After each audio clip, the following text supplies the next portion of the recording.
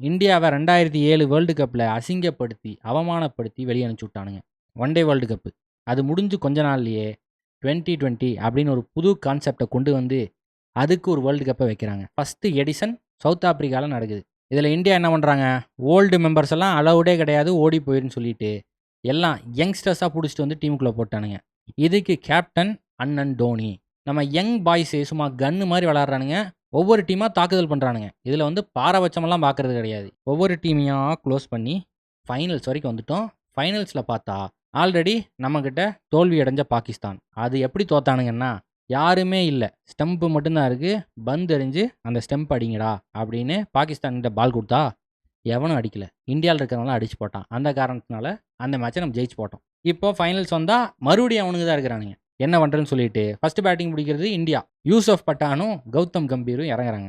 யூசுப் பட்டானு வழக்கம் போல் வந்தோன்னே ஒரு சிக்ஸை காட்டினாப்புல, அப்புறம் கொஞ்ச நேரத்துலேயே அவுட் ஆகிட்டாப்புல. ஆனால் கம்பீர் ஃபைனல்ஸ்னு வந்துட்டா பொறுப்புள்ள பயலாக மாறிடுவாப்புல. நம்ம ஆள் சென்சிபிளாக விளாட்றாப்புல. சரி, விக்கெட்டு படக்குன்னு அந்த சைடு போகுது, நம்ம தான் நின்று டீமை தூக்கி நிறுத்தணும்னு சொல்லிட்டு 75 ரன் அடிக்கிறாப்புல. வெறும் 20 வயசு இருக்கக்கூடிய ரோஹித் சர்மா அப்படிங்கிற ஒரு குட்டி பையன் வராப்புல. வந்து 16 பாலுக்கு 30 ரன் அடித்து இந்தியாவை 157 ரன் அடிக்க வைக்கிறாப்புல. ஒரு டீசெண்டான ஸ்கோரு, இதை வச்சு எப்படியாவது டிஃபெண்டிங் பண்ணிடலாமடா அப்படின்னு சொல்லிட்டு இந்தியன் பவுலர்ஸ் எல்லாம் கிளம்பி வராங்க. வந்தோன்னே ஆர்பி சிங்கு கட்டங்கட்டி விக்கெட் எடுக்க ஆரம்பிச்சிட்டாப்புல. நம்மால் ஃபர்ஸ்ட் ஓவர் போடுறாப்புல ஒரு விக்கெட்டு. அன்னைக்கு ஸ்ரீசாந்துக்கு என்ன ஆச்சுன்னு தெரியல. ஸ்ரீசாந்த் எப்போ போட்டாலும் பிளந்துடுறானுங்க.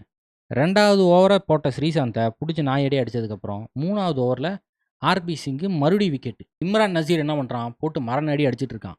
பாகிஸ்தான்லேயே உருப்படியாக விளையாண்ட ஒரே பிளேயராக அது வரைக்கும் அவன் தான் இருந்தான். அவனும் ஏதோ விட்டத்தை பார்த்து நடந்து போயிட்டு இருந்தான். ராபின் உத்தப்பா பால் எடுத்து ஸ்டெம்பை நொறுக்கிட்டாப்புல, ரன் அவுட் ஆகி வெளியே கிளம்பிட்டான். இப்போது 2020 மேட்ச்சில் 2 தரமான டெஸ்ட் பேட்ஸ்மேன் இருக்காங்க.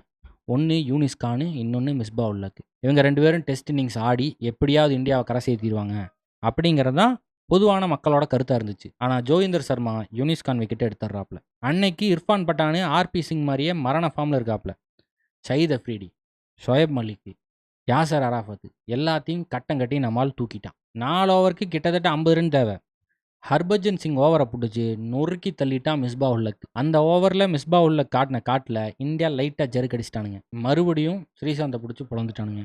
தலைவன் எப்படியோ கஷ்டப்பட்டு சொஹேல் தன்வீரோட விக்கெட்டை எடுத்தான். நம்மளோட 4 ஓவரில் 44 ரன் அடிச்சு போட்டானுங்க. 19வது ஓவரை போட வராப்புல ஆர்பி சிங்கு உமர் குல்லோட விக்கெட் எடுத்துட்டாப்புல.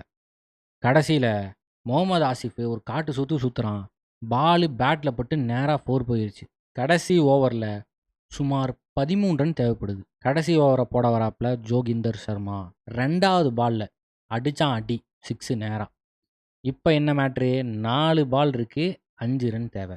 இப்போ பாகிஸ்தான் தான் ஜெயிக்கணும். பாகிஸ்தான்காரனுங்க சந்தோஷத்தில் தலையும் தெரியல காலும் தெரியல ஆடாடுன்னு ஆடிட்டு இருக்கானுங்க.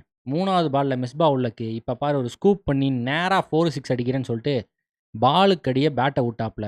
பால் நேராக ஸ்ரீசாந்த் கிட்ட போகுது, நம்மால் கேட்சை பிடிச்சிட்டாப்புல. 10 விக்கெட்டும் க்ளோஸ். அண்ணன் டோனி தலைமையில் இந்தியா ஜெயிக்கிறானுங்க, சாம்பியன்ஸ் ஆகுறானுங்க. இந்தியா ஒன் டே வேர்ல்டு கப்பில் ஆன அவமானத்துக்கு இந்த வேர்ல்டு கப்பை ஜெயிச்சிட்டானுங்க.